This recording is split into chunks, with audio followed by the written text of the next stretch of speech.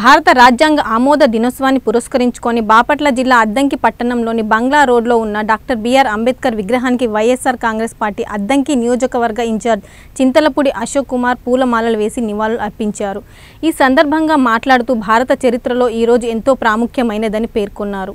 దాదాపు 2 సంవత్సరాల 11 నెలల కఠోర శ్రమతో డాక్టర్ బిఆర్ అంబేద్కర్ ఆధ్వర్యంలో లిఖించబడిన భారత రాజ్యాంగం ఈ రోజు ఆమోదించబడిందని గుర్తు చేశారు.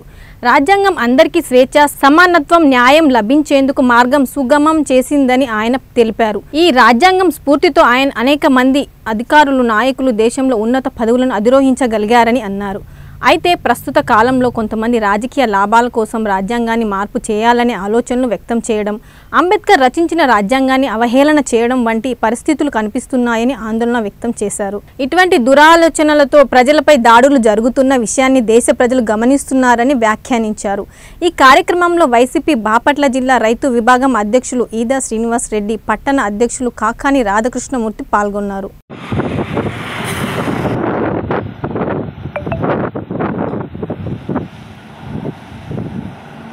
అందరికీ నమస్కారం.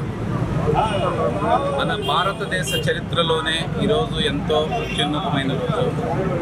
1949 నవంబర్ 26వ తారీఖున భారత రాజ్యాంగ పరిషత్ కాన్స్టిట్యూంట్ అసెంబ్లీ అనేది డాక్టర్ బిఆర్ అంబేద్కర్ గారి నేతృత్వంలో దాదాపు 2 సంవత్సరాల 11 నెలల కఠోర శ్రమతో స్థాపించినటువంటి భారత రాజ్యాంగాన్ని ఈరోజు ఆమోదించడం జరిగింది. భారత రాజ్యాంగం ప్రకారం మనకి వివిధ మతాలు ఇవి ఉన్నా కానీ ప్రతి ఒక్క మతం, హిందువులు భగవద్గీతను నమ్ముతారు, ముస్లిమ్స్ ఖురాన్ని నమ్ముతారు, క్రిస్టియన్స్ బైబిల్ని నమ్ముతారు. కానీ ప్రతి ఒక్క మతం వాళ్ళు మన దేశంలో ఎంతో గౌరవంగా చూసేటటువంటి ఒక గ్రంథమే మన రాజ్యాంగం. ఈ రాజ్యాంగం మనకి ఈ దేశంలో స్వేచ్ఛ, సమానత్వం, న్యాయంతో పాటుగా సౌభ్రాతృత్వాన్ని ఏ విధంగా రూపొందించాలి అనేది నేర్పించింది. ఈ రాజ్యాంగాన్ని అనుసరించి ఎంతోమంది మన దేశంలో గొప్ప గొప్ప స్థానాలకు వెళ్ళినటువంటి అధికారులు, నాయకులు ఉన్నారు.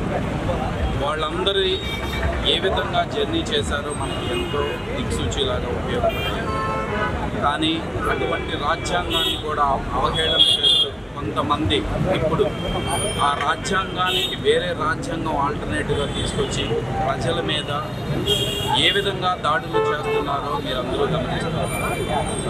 అధికారులు చాలా ఉన్నతమైన స్థితిలో ఉన్నవారు, ప్రజలందరికీ అందుబాటులో ఉండాలి. కానీ కొంతమంది అధికారులు ఎవరైతే ఈ రాజ్యాంగాన్ని పక్కదోవ పట్టిస్తూ వాళ్ళ సొంత రాజ్యాంగాన్ని అమలు చేయడానికి సహకరిస్తున్నారో వాళ్ళందరికీ రేపటి రోజున భారత రాజ్యాంగాన్ని అనుసరించే శిక్ష ఏ విధంగా కూడా అనుభవించబోతున్నారో మీ అందరికీ చూపిస్తాను.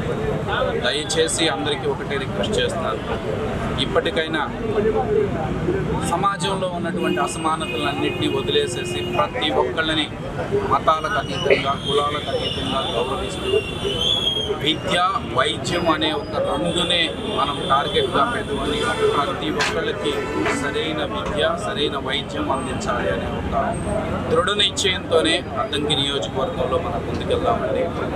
ప్రతి ఒక్కరికి కూడా రాజ్యాంగ దినోత్సవ శుభాకాంక్షలు తెలియజేసుకుంటూ సెలవు తీసుకుంటాం.